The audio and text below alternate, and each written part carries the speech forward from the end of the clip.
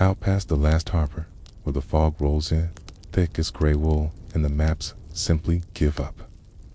There is a road across the water that only the lost can see. And tonight, I am finally going to tell you who keeps it lit. The people who do have a name.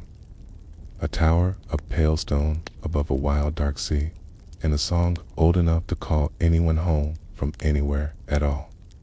So, let your breathing go slow and deep, and I will carry you down to the shore. At the very end of a long and rocky coast, where the land runs out of patience and tips itself into the sea, there is a small harbor town called Lullwater. By day, it looks like any other fishing town, all salt bleach doors and drying nets, and the slow cry of gulls over slate roofs. But Lullwater keeps a secret that no other town on the coast remembers, and the secret is this. In Lullwater, the sea does not only carry ships, the sea carries the lost, and someone must call them home. You see, beyond the safe arms of the harbor, the fog comes in off the deep water like a living thing, soft and gray and patient. And a person caught out in that fog does not merely lose sight of the shore, they lose the shore itself. They forget which way is home, and worse, they begin to forget that they have a home at all, till they are drifting in gray water with no light to row toward and no reason left to row. So the town of Lullwater keeps a light. Not a warning light, the kind that says stay away, but a road, the kind that says come home.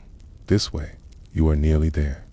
The first light was lit in the storm year of 1401 by a woman named Moran. She was the very first soul ever called home out of the deep fog, when everyone, including Moran herself, had given her up for lost. She drifted 3 days and 3 nights in the gray, certain no one was waiting, and on the 4th night she heard, very faint across the water, a single note that was somehow the exact sound of her own front door. A tea roared toward it, and when at last she stood dripping on the shore, she understood a thing nobody else did. The fog does not steal you. The fog only waits for you to stop believing that anyone is keeping a light. So Marin built a tower of pale stone on the highest cliff, and at the top of the tower she set the first great light, and she called it the Harkstone, because from its summit a keeper could be heard and could hear all the way out to the edge of the world. Then she gathered others to keep it shining forever, and she called them the Home Watch, and their whole purpose was a single thing done every night without fail. They climbed the tower and they called the road home, so that no soul lost on the water would ever again drift, believing that no one was waiting. They were not sailors, exactly, and they were not magicians. They were light keepers, and in Lullwater, that was the most important thing a person could ever be. The danger they kept watch against had a name too, an old gray name. They called it the drift. It did not come like a storm. Storms, at least, are honest. The drift came like a forgetting of the heart. A fisherman would row in steady circles for hours, sure the harbor had been moved. A child would stand on the doorstep of her own warm house and feel, all at once, that she did not belong inside it. A whole boat would turn, very calmly, and row away from the shore, because every soul aboard had quietly decided that there was nothing on that shore for them. That was how you knew the drift was rising, and that was the night the Home Watch climbed the Harkstone and sang. Now, into all this old lore and all this patient calling, there came a small girl named Lark. She had no mother and no father that anyone could name, which in most towns would have made her ordinary. She had been found as a baby in a tiny boat that came drifting out of the fog entirely on its own, with no oar and no rower. On a night when the Harkstone sang one whole verse longer than it had sung in 300 years, as though the tower itself had reached out into the gray to fetch her. Nobody knew what it meant. They only knew that the baby in the little boat was not crying, and that she was already humming, very softly, the same low note the Harkstone sang. She was raised by an old lightkeeper named Sepha, a weathered woman with salt in her gray braids and a voice like a foghorn that had learned to be gentle. She was not Lark's mother by blood, but she was her mother in every way the word truly means. She taught her to walk by walking her along the tide line. She taught her to listen by holding a shell to her small ear and naming the sea inside it. And she told her, more times than the tides could count, that the most important promises are the quiet ones you keep each night out in the cold, on behalf of people who will never know your name. For the first 9 years of her life, Lark believed she was perfectly ordinary, which is a thing that happens to a great many remarkable people. She mended the small nets. She polished the great glass at the top of the tower. She got in the way of the tide, but she had begun to notice something she told no one, not even Sepha. She could hear a person's home note. Beneath the ordinary sound of any soul, there ran one true note that was somehow the exact sound of where they belonged, the door and the fire and the faces that were theirs, and only she seemed able to hear it. It happened on a gray evening in her 10th year. A fisherman had got himself turned around in the harbor fog, close enough to shore that he should have been safe, Yet he rowed and could not find the way in, and 3 grown lightkeepers sounded their horns and could not call him home. So lost, so near the shore is a frightening thing in low water. It means the drift has crept inside the harbor itself. Lark, who was only meant to be coiling rope, set the rope down. She closed her eyes. She did not sound a horn. She simply listened across the gray water until she found that one fisherman's home note, the sound of his own particular kitchen, and she sang it back to him, soft as the tide, the way you might call a child in from the dark. And out under his drifting boat, a thread of pale light unspooled across the black water, a glowing road no wider than a plank, leading straight to the harbor steps. The fisherman blinked, took up his oars, and rowed home along it as easily as walking a familiar lane. The 3 grown lightkeepers went very still. One of them turned and ran for the tower.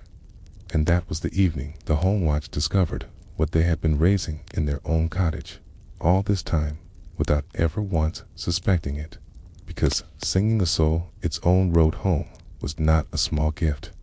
It was the gift, the one the home watch had been waiting for across 300 patient years. There was a line in Marin's oldest logbook, single sentence, the keeper still recited, but had long stopped believing. That said, one day a child would come who did not call the road, but who was herself a home note, and that this child would one day row out into the very heart of the drift to call home the souls who had stopped believing that any light was kept for them at all. Lark did not feel like a prophecy. She felt like a girl with cold hands and rope burn on her palms, but the next morning she was brought up the long spiral stair to the top of the Harkstone, where the great light turned slow and patient over the sea, and she was made the youngest lightkeeper in the history of the home watch, 2 whole years younger than any keeper before her. Old Sepha stood by the rail with her weathered hands knotted together and her eyes bright as wet stones, and she said nothing at all, because some kinds of pride are simply too large to fit inside any words. An apprentice of the home watch learns slowly, the way a cliff learns the sea. First, they are given their tools, which are plain and worn and matter far more than they look. There is the call horn, a great spiraled shell that carries a single voice across any distance of fog. There is the listening shell, smaller and smooth, which a keeper holds to the ear to hear a lost soul's home note from leagues away. And there is the home line, a coil of pale cord that glows when it is unspooled across dark water, becoming, for anyone who needs it, a road. Lark was given all 3 in an oilskin coat far too big for her, and for the first time in her life she felt that she belonged to something old and good and worth the cold. She was not the only apprentice, naturally. There were 2 others near her age and in the way of these things.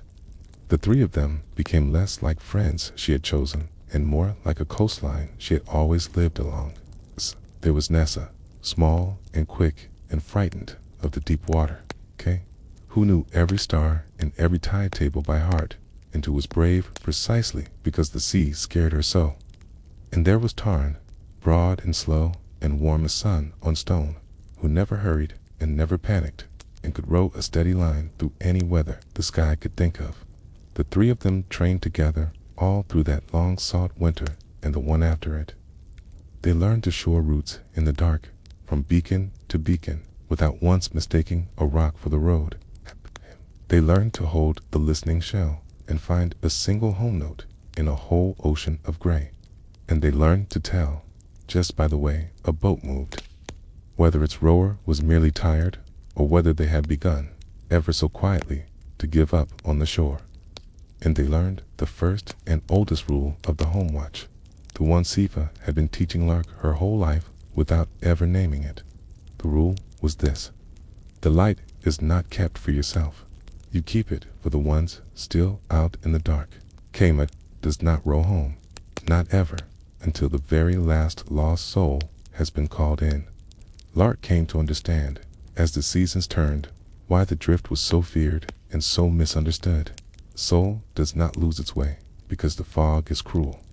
Soul loses its way because, alone out on the gray water with no light in sight, it becomes terribly easy to believe that no one is keeping a light for you, that you were never truly wanted on any shore. What?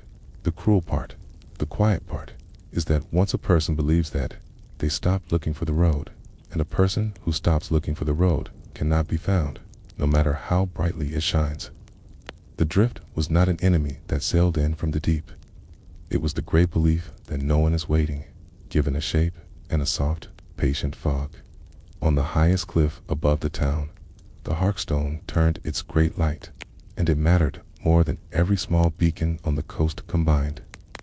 It was Marin's first light, the one she had built to keep the promise she made dripping on the shore. And it had shone without a single dark night for 312 years. As long as the Harkstone sang, the Order believed no soul could ever be truly lost, and the drift could only nibble at the edges of the harbor. It was the road across the water and away. It was the light kept burning for everyone who has ever felt far from home. In the third winter of Lark's apprenticeship, the signs began, and they were small at first, the way the largest things always are. The fog, which had always come and gone with the tide, came in close one evening and simply did not leave. A whole fishing fleet rowed out at dawn and rowed in helpless circles until dusk, every captain certain the harbor had drifted somewhere it could not be found. Then a woman was discovered standing on the doorstep of the house she had lived in for 40 years, unable to make herself go inside because some gray voice in her had whispered that it was not really hers. One soul adrift on dry land, then a dozen, then a whole street of people, each one quietly certain that home was somewhere they could no longer reach, while the cold fog crept up from the harbor and settled in their hearts. The home watch climbed the Harkstone in numbers the town had not seen in a lifetime, calling the road home hour after hour, holding the light against the gray. But the drift was rising faster than they could sing, and every keeper at the top of that tower knew the thing nobody would say aloud. The fog reached the cliff, if the gray ever climbed high enough to put out the Harkstone itself. Then the first light would go dark, and the promise made in the year 1401 would finally, after all these centuries, break, and there would be no road home left for anyone at all. It was old Sepha who chose to row out into the deepest drift alone. She was the oldest keeper, still climbing the tower stair, with 38 winters of nights behind her. And she knew the deep water better than she knew the lines of her own weathered hands. Far out past the last beacon, a great ship had gone quiet, a whole crew of 40 souls who had stopped answering any call, who had turned their backs on every shore and gone drifting because not one of them believed a light was kept for them anymore. Sepha meant to row to them and sing them home one by one. She would let no one come with her, she said, only that it was a thing best done by one pair of old, sure hands. Before she went, she found Lark on the harbor steps in the gray dawn, and she gave her no speech, for she was not a woman who trusted speeches. She pressed her own listening shell into Lark's cold palm, the smooth one she had carried for the better part of her life, still warm from her pocket. She closed the girl's fingers around it. She looked at her a long moment with her wet stone eyes, and then she pressed 2 fingers to her lips and opened her hand outward toward the dark water, which, in the silent language of the home watch, means keep calling, light the way home. And she stepped down into her little boat and rowed out into the fog, and that was the last that anyone saw of old Sepha for a very long while. She did not come back. The hours passed, and far out on the water the great quiet ship at last lit its lanterns and turned, and 40 souls came rowing home down a glowing road, blinking as though waking from a long gray sleep. The town was saved that night, but the keeper who saved it did not row in behind them, and when at last the boats came searching at dawn, they found her little vessel empty and turning slow circles in the deep fog, her oars shipped, her listening gone quiet, and old Sepha nowhere at all. She had not drowned. The drift does not drown you. It does a thing quieter and, in its way, far more sorrowful. It unhomes you. It takes you out into the gray and lets you forget that you ever had a shore to come back to. I want you to understand how this felt for a girl of 14, because it is the very center of the story. It was not only grief, though it was certainly grief. It was the slow ache of watching the town unremembered Sepha within a week. People spoke of her as if she had always belonged to the sea, as though she had been a part of the fog itself, and never a woman with a chair by a fire and a kettle she liked. Then a month, the younger apprentices spoke of her as a story, the old keeper who rowed out, and not as the woman who had taught them to coil a line. Only Lark and Nessa and Tarn held her whole and homeward, telling each other every single night the small true things she used to do, so that among the 3 of them, at least, Sepha still had a shore. And here, at last, was the lesson she had been teaching her all along, arriving now with the full weight of what it had cost her. The light is not kept for yourself. You keep it for the ones still out in the dark. Sva had kept her own light her whole life, and in the end, she had carried it out into the deepest gray and given it away to 40 strangers who had forgotten they were wanted, even though giving it away meant she might not find the road back herself. She had kept the smallest promise and the largest one in the very same breath. And now the keeping had passed to Lark, as it always passes, from hands grown tired to hands only beginning. The home watch, for all its courage, did not know what to do. They could call the road. They could hold the light through 100 more winters. But holding the light is not the same as ending the drift, and every keeper on that cold cliff understood. In the quiet part of themselves they did not speak from, that they were slowly losing a long, soft war made of souls who would stop believing anyone waited for them. There would always be one more heart that gave up on the shore, lest someone did the thing Marin's oldest logbook had promised, and rowed out into the very heart of the drift to call home the ones who believed in no light at all. Lark decided to go. She was 14 years old, and she decided it the way you decide to keep breathing, without quite choosing at all. The child who did not call the road, but who was herself a home note. If the drift was made of souls who believed no one was waiting, then perhaps the one person in all of Lullwater who could row through it unharmed was a girl who carried in her own chest the truest home note there is. She did not go alone, of course, because that is not how the best stories or the best lives ever truly work. Nessa came, frightened of the deep water and braver than anyone because of it, with her head full of stars and tide tables. Tarn came, broad and warm and certain, and took up the oars, because there was no steadier rower on the whole coast. The 3 of them slipped out of the harbor on a windless night, with Sepha's listening shell against Lark's heart and the home line coiled at her feet. And they rowed out toward the deepest part of the fog, where the gray lay thick as wool and the water went flat and black and the harbor lights vanished behind them one by one. I should tell you what it is like to row out into the drift, because Lark never once forgot it, and neither will you. It is not frightening the way a storm is frightening. It is frightening the way a long, cold loneliness is frightening when it begins to feel like the truth. All around the little boat, the fog pressed close and soft, and out of it came a whisper that was not quite a sound. A gray and gentle whisper that said, "You are very far from home now, and no one has noticed you are gone, and there is no light being kept for you. So why not rest here? Why not drift?" It was so quiet and so reasonable that some tired part of Lark wanted nothing more than to ship the oars and stay. This is where her gift saved her and saved her friends besides. Every time the gray whisper reached into her chest and tried to tell her she had never belonged anywhere, that she was only an orphan out of the fog, Lark hummed her own home note under her breath. Very softly, the sound of Sifa's fire and the warm tower stare and Nessa and Tarn breathing beside her in the dark, and the whisper could not get a grip on her. Nessa kept their bearing by the few stars she could find.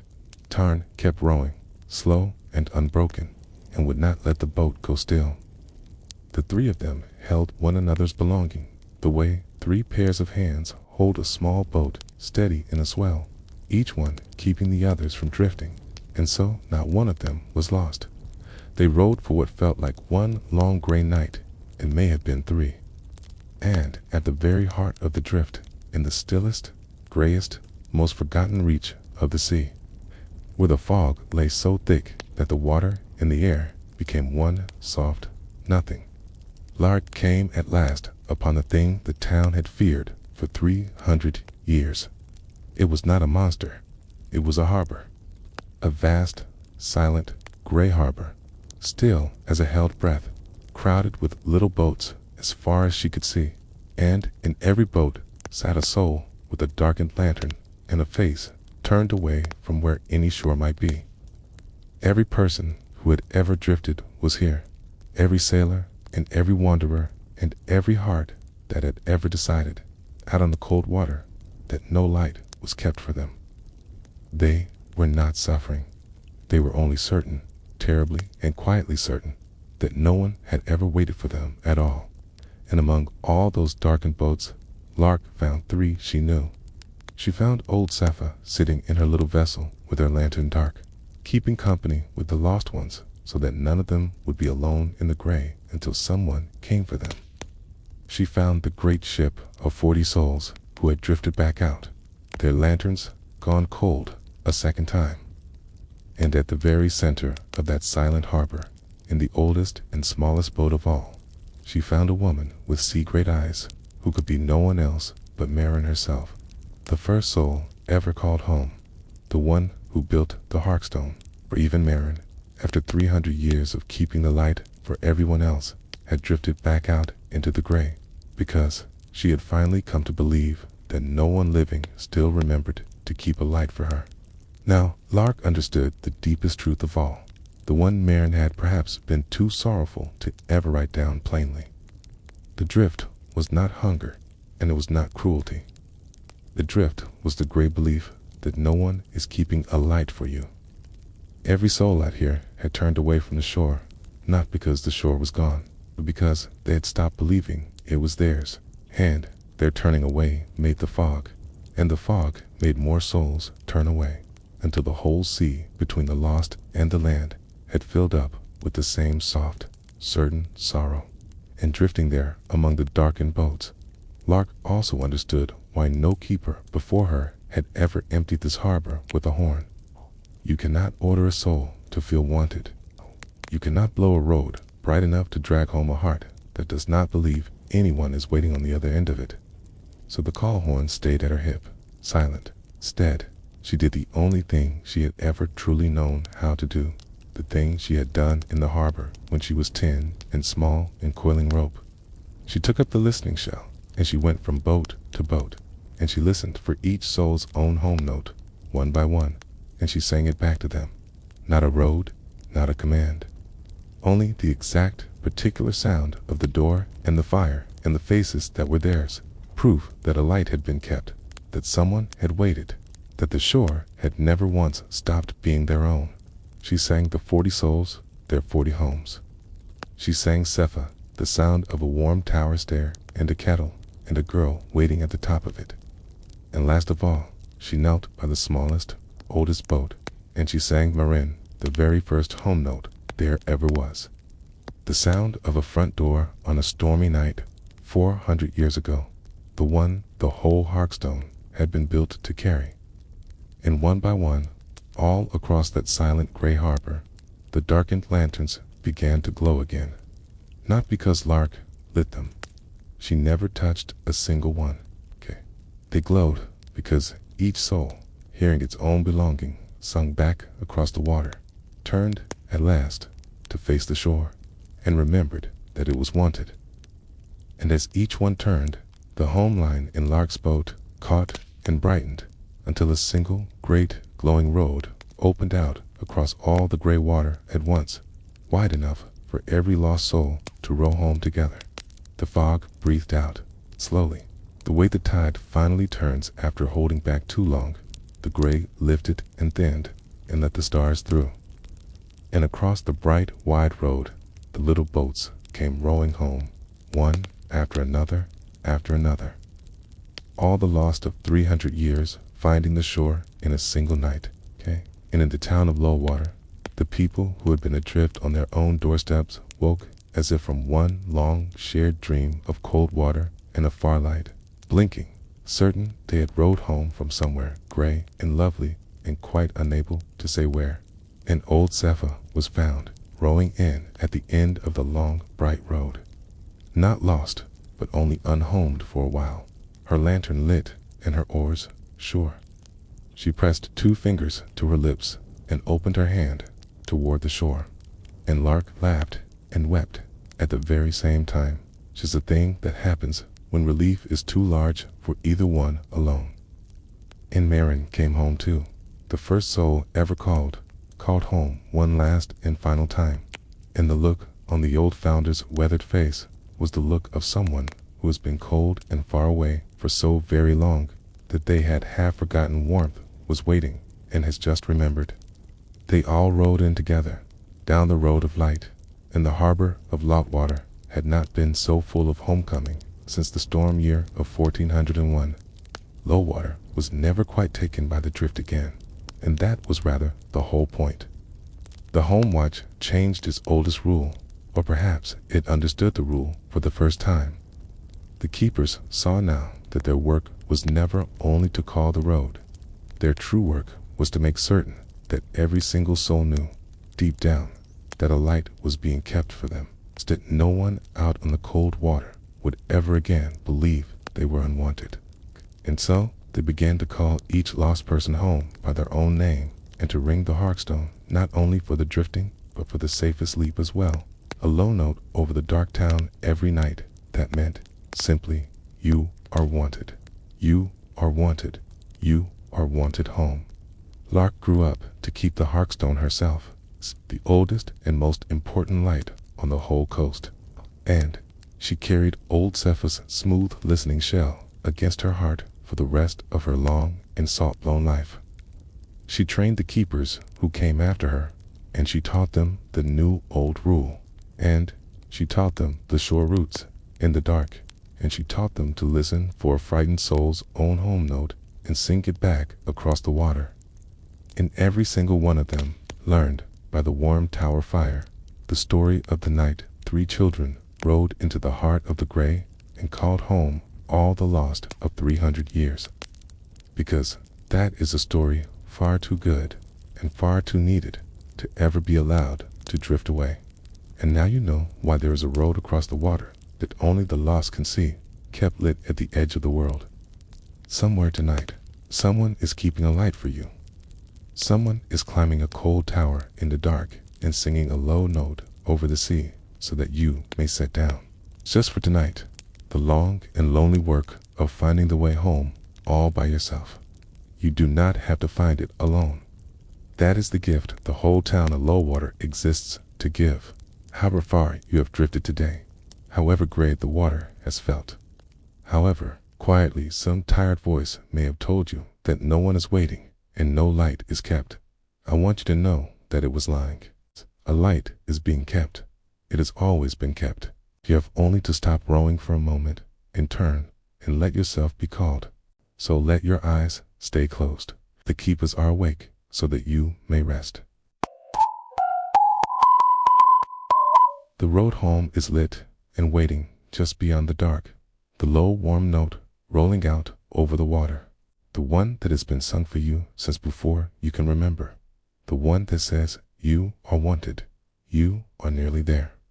And the very last thing I will tell you, the thing Zephyr told Lark, and Lark told everyone who came after her, is the truest thing I know. No one is ever truly lost, because somewhere a light is always being kept for you. You are wanted home. Good night.